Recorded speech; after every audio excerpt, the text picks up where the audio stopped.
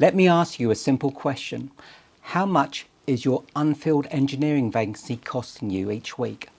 Most companies I speak to don't have a clear answer, and when we work it out together, the number is usually a surprise. Because the cost of a vacancy isn't just the salary you're not paying, it's everything happening around it.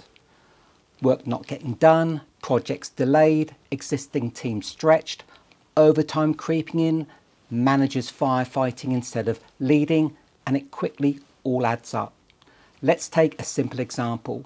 You're trying to hire an engineer on, say, £40,000 a year. That's roughly about £770 per week.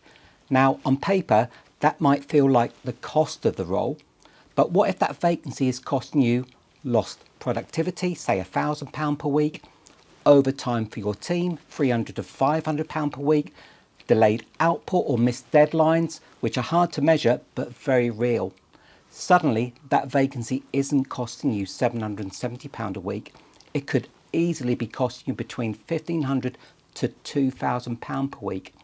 And that's before you factor in the pressure on your existing team and the knock-on impact on your business. This is where many companies get it wrong. They focus on the cost of hiring, but don't fully consider the cost of not hiring. And the longer the vacancy stays open, the more expensive it becomes. I hope that was useful and gives you something to think about.